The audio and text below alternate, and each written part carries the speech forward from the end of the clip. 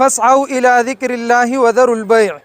چې کله د جمعې په ورځ باندې اذان وشي نو تاسو خپل کاروبارونه پرېږدئ او بیع اخیستل خرڅول پرېږدئ او تاسو د الله جل جلاله عبادت دپاره مساجدو ته او د هغې د ادایګۍ ځایونو ته تاسو په تلوار باندې ورځئ نو تاسو یو عبادت ادا کړی دی اوس چې دا بل کم عبادت د هغې په نیت او د هغې د ادایګۍ په نیت مونږ او تاسو راجمع شوي یو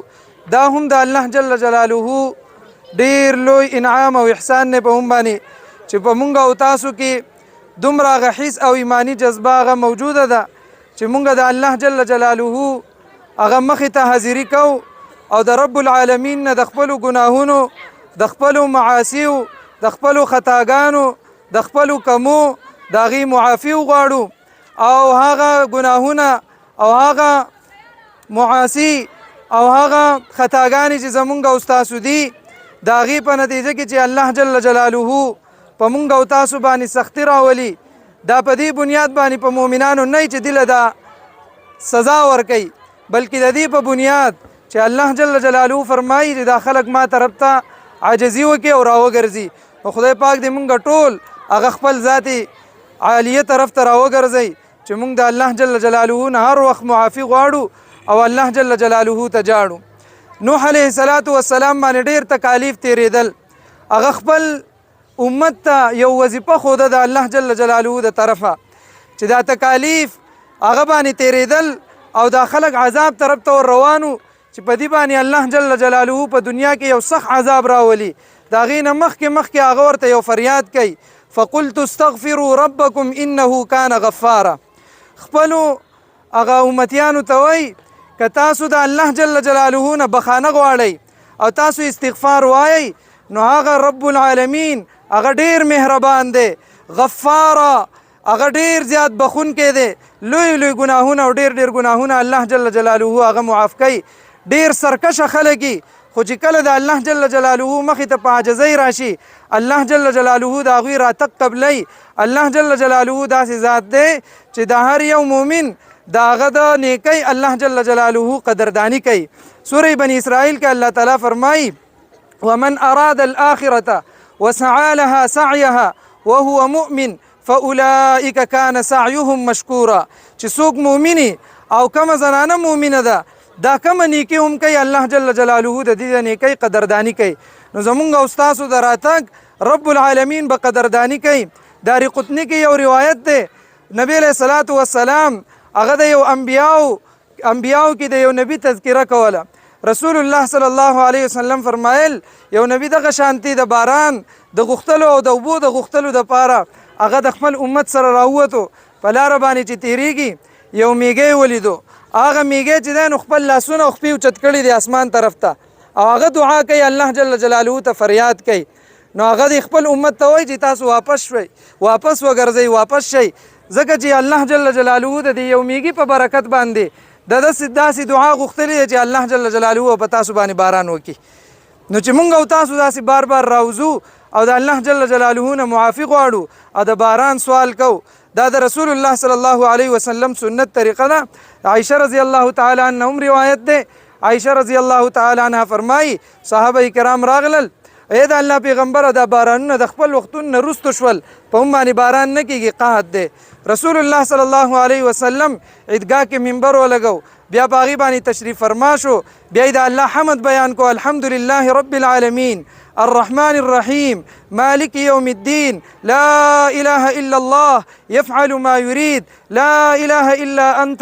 أنت الغني ونحن الفقراء دا دعاګانې غوښتلې دي او بیا رب العالمین ته سوال کوي چې یا الله پاکه په هم باندې باران راوورې چې کله رسول الله صلی الله علیه وسلم د باران سوال وکړو صحابه کرام فرمایي الله یو وریځ راوسته اسمان کې هغه پړقار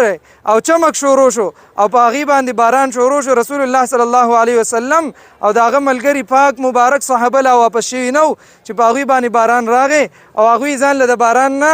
د پناهۍ دپاره ځایونه تلاش کول رسول الله صلی الله علیه وسلم خندرویه شو چې دا مسلمانان او دا انسانان دا څومره کمزوري دي اوس د باران او د اوبو دعای کوو او اوس د هغې نه وروستو چې دی نو ځان له د هغې نه د پناهۍ ځای تلاش کوي عزتمندو دا باران د دې دا بندېدل دا خو یو قحط دی لکه یوسف علیه السلام په زمانه کې هغه بادشاه خوب لیدلی دی او د هغې تعبیر دا و چې 7 کاله به په تاسو باندې باران نه کیږي. چې باران نه کیږي نو بیا به د ځمکې نه غلې څنګه راوځي؟ خامخا د هغې په نتیجه کې بیا قحط راځي، د اوبو قحط به د میوو قحط به د غلو قحط به دغه شان قسمه قسمه تکالیف بیا بیماریانې او د هغې سره سره نورې خبرې ډېرې هغه داسې چې هغه انسانانو دپاره هغه مضرې او د نفع والا بارانونو په هم باندې راوورې چې هغې کې نقصان نه الله جل جلاله په هم باندې باران نازل کړي. الله جل جلاله زموږ ورته ډېر ضرورت دی. یا الله پاکه مونږ فقرا یو او ته غني او بې پروا ذاتې. الله جل جلاله هغې ته زمونږ ضرورت دی نو رب العالمین په هم باندې دا باران هغه راوورې په دې وخت د ضرورت کې خدای پاکه غیر عاجل چې هغې کې نوره نیټه نه او نور وخت د هغې اوږد نه شي. نو الله جل جلاله دې ستاسو دا راتګ قبول کړي. چې موږ حاضرین یو نو موږ دې پوره په عاجزۍ سره تضرع سره د الله تبارک وتعالی نه وغواړو. د الله تبارک وتعالی سره لامتناهي خزانې دي. د الله پاک په خزانو کې نه څه کمی شته نه پکې راځي. فرمایي که چېرته دا ټول بندګان په یو میدان باندې راجمع شي او هر یو د خپل خواهش موافق د الله نه وغواړي او الله تبارک وتعالی دې ټولو ته د دې د خواهش موافق ورکړي، د الله تبارک وتعالی په خزانو کې بیا هم ذره برابر څه کمی نه راځي. نو یقینا چې د الله فرزونې موږ طرف ته متوجه دي. دا حالات چې راځي په دې غرض راځي لعلهم یتضرعون چې دا خلک عاجزي وکړي، الله ته فریاد وکړي. نو چې کم سرکشه وي هغه په دې حالاتو کې سرکشي ښه زیاته شي، هغه په خپله خو د نیکۍ کار پرېږدوه خو بل هم منع کوي چې هلکه دا خو موسمیاتو والا ویلي دي چې بارانونه نشته هسې ځان مه ستړي کوئ. حال دا دی چې الله تبارک وتعالی ذات عالی